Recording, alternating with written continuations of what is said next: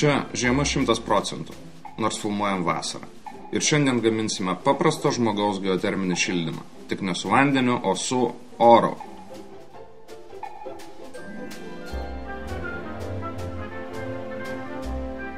Paslaptis paprasta.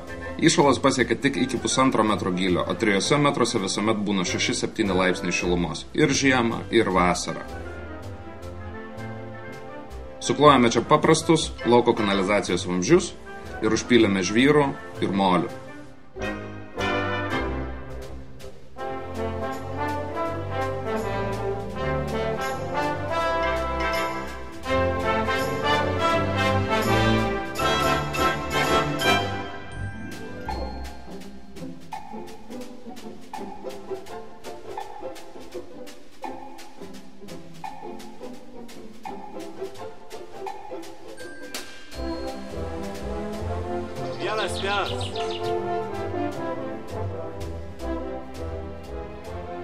Išėjo 30 metrų tunelis, kurio turėtų pakakti visai žiemai.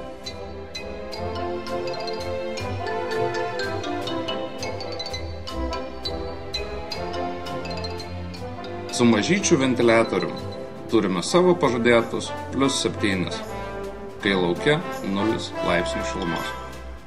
Paprasta.